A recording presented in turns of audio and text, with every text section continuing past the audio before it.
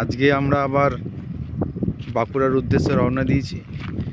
Time লাগবে, যেতে কতক্ষণ লাগে সব জানাবো, আপডেট দেবো পরপর। আমরা একটু ফেরার সময় বাঁকুড়া হয়ে ফিরছিলাম। বাঁকুড়া দিয়ে জয়পুর জঙ্গলে আমরা একটু এসেছি, জয়পুর ফরেস্ট। দেখি দেখতে পাই যদি ভিতরে বিশাল বড় অরণ্য আছে, প্রায় 10 কিলোমিটার জুড়ে। দেখি ভিতরে যাচ্ছি জঙ্গলের ভেতরে। আমরা বাঁকুড়ার জয়পুর জঙ্গলে দিয়ে সাইড দিয়ে যাচ্ছিলাম। এবারে দেখছি এখান দিয়ে বলছে হাতি বেরোয়, এই কারণে নেবে একটু দেখি যদি হাতির কিছু দেখার সম্ভব হয়। সবাই আস্তে আস্তে করে বন্ধুরা যাচ্ছে।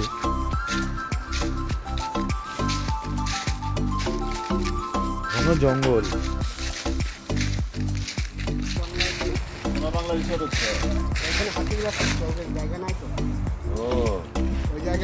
দাদা আপনি কি কাঠ কাটছেন নাকি?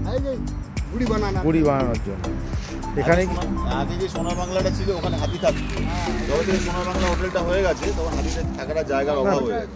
ওই জন্য ওরা জয়পুর জঙ্গল ছেড়ে সোনামুখী জঙ্গলের দিকে পারে। তার মানে জঙ্গল কেটে হোটেল করা তো ঠিক হচ্ছে না, পরিবেশকে তো নষ্ট করছে আসলে। পাবলিকের জায়গা বিক্রি করেছে না, ওটাই তো হচ্ছে কথা। বাজির পশু পাখিরা কোথায় থাকবে? জঙ্গল কেটে দিলে ওরা কোথায় থাকবে? খাবারও জায়গা নাই, খাবারও পাচ্ছে না।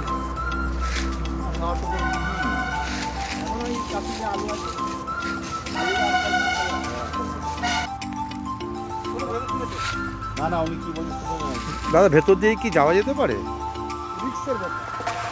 আচ্ছা, চারিদিকে চোখ করা রেখে যদি না যাই তাহলে ভালো, দরকার নেই তাহলে ভেতরে বেশি যাওয়া বারণ করছে যাবে না।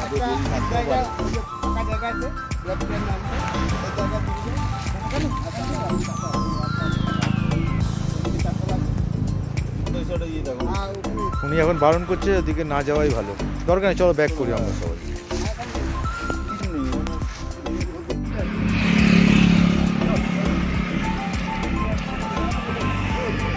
এখানে হাতি এই রাস্তা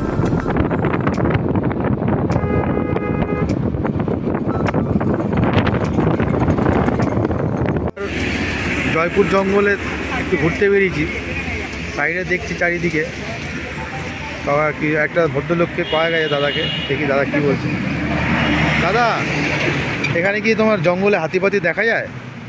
হ্যাঁ দেখা যায়, দেখা যায়, কিন্তু এখন তো নেই। এখন হয়তো একটা দুটো আছে এখন জঙ্গলে। আচ্ছা, মাঝে সাঝে ওরা বাইরে বেরোয়? সবসময় বাইরে বেরোয় না আসলে, সবসময় বাইরে জল ফল খাওয়ার জন্য বেরোয়।